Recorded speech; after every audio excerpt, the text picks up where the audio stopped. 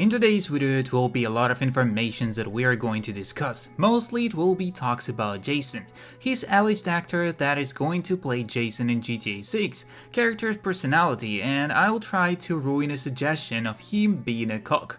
Seems like features for NPC interactions and relationships in GTA 6, NASA Easter eggs, Red Dead Redemption 3, GTA 6 Online, and more stuff in this one. Subscribe and tomorrow you will meet Lucia in real life and she will kiss you. Thanks and let's go. Spoiler ahead, GTA 6 gameplay introduction soundtrack. This one I can't show you on screen basically, and I can't show you how it sounds because the copyright issues, but I will leave link down in the description if you want to check it out. And I will leave it down right there so you can see and listen to the soundtrack. Next up is, once GTA 6 comes out, would you want Red Dead Redemption 3 or Bully 2 next? What do you want next? Just write in the comments, that would be really interesting to know. Dustin Milligan, allegedly to be playing Jason in GTA 6. I don't know who this guy is, but he looks alike like Jason. Not like the real Jason in game, but most likely like personality of him looks like a Jason for sure. Some small details right here. If you just try to look at him and Jason, you will notice something. GTA 6 bitches and water bodies might be based on Red Dead Redemption 2's physiques. Next up, creepypasta we might see in GTA 6, werewolf in Everglades. Do you really think this might happen? Because we already had leaks like those, as the secret appears in a leaked video. This suggested on the poster for the Grass River as a region of the game inspired by Everglades National Park in Florida, and there is a wolfman right there, and maybe it will be a small Easter egg over there, because we already suggested about aliens in the GTA 6 because we have NASA and we had an incident in Florida's mall with aliens, and I thought that they might add aliens to the GTA 6, but I would say that werewolf is also a great idea because we already had some other creatures in other games, and basically I would say, yeah, that might be an Easter egg. There is a chance we might get a NASA Easter egg, but I don't think that NASA Easter egg will be there, but definitely it will be just NASA, but it will be called something else. As we already talked about it in the previous videos, you can check out the video on NASA, we already had it and it's pretty interesting one if you want to check it out, so just go ahead and check the channel for other amazing videos. This secret is found in this featured events section of GTA 6 document, compiling discoveries from the 2022 leaks, as this finding could unveil significant space-related missions or events in a GTA 6. Stop calling Jason a beta male cock. I'm sick of all these guys calling Jason a cock or beta male simply because he seemed more cautious in his first trailer. Since when did being more careful and concerned when dealing with high intensity stations become a cock trait? In media and even in real life, people have strong chemistry. When they have opposite personalities, they both balance out each other and make up for the weakness of the other, hence making a strong team. In this case of Jason and Lucia, Jason is supposed to be more calm and calculated, how to complement Lucia's emotionally driven and ruthless approach. There's nothing bad or cock about taking a more rational and considered approach, especially when your partner makes high-risk decisions based on their feelings and emotions, which it would seem would be dynamic between Jason and Lucia. Not every gaming man, not every gaming main character needs to be a macho tank that aggressively goes into everything guns blazing to be considered masculine. Sometimes having a character that syncs with his brain and not with his trigger finger is refreshing sync. Plus, the first trailer was supposed to be about Lucia, hence Jason took a backseat. It doesn't mean he's a cock. In the next trailer, his part of the story would probably take center stage, so would take that make him sexist. Seriously, some of y'all terminally online people need to see things more realistically than a black and white perspective that you learned online being applied to everything and anything you see.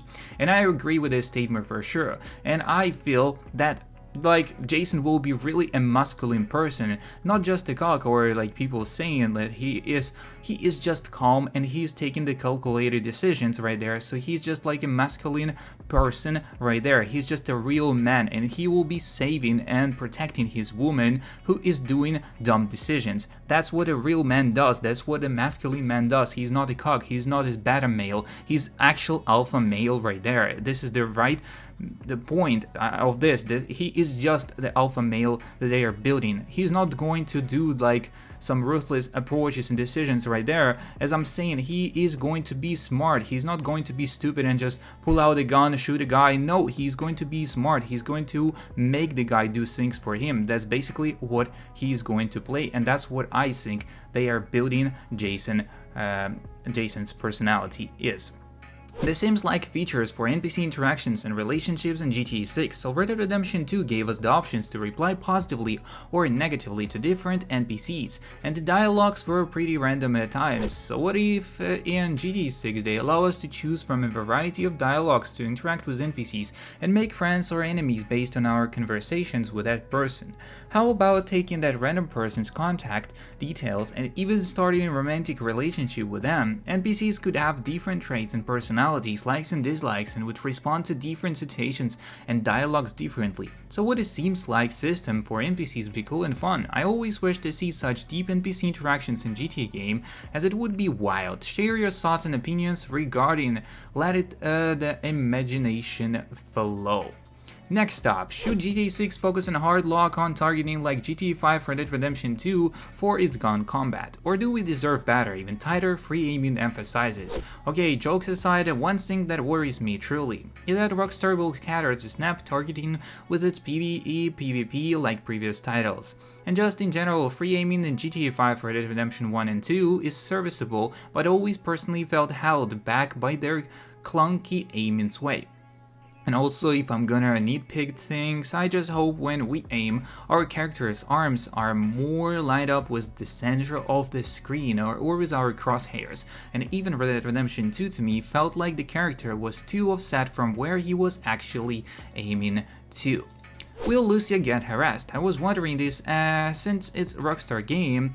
When we are free roaming as Lucia, do you think the NPCs will occasionally make sexual comments about her when she walks by? And if so, will we be able to antagonize them similar to Red Dead? If it is anything like the real Miami, definitely. Is pretty sure in real life she's getting harassed, so probably will be the same in game.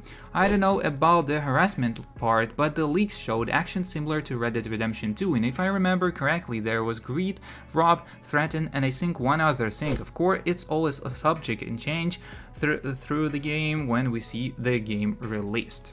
Next up is the only thing that should be concerning anyone on GTA 6 Online is the chance of slow drip feed of content. There's a lot of debate about price, economy, and presence of microtransactions, degree of realism, etc. Personally, and I don't know if this is a result of being over 10 years since GTA Online released, but I have not seen many people discuss my main concern, that the amount of content that will be available on release will be very light. Having played a GTA Online on a day one, it really cannot be understated how much of a dearth of content there was upon release. The success of the game was carried by the fact that holy shit, I can finally play a fully free roam online Grand Theft Auto with more than 1,000 other people.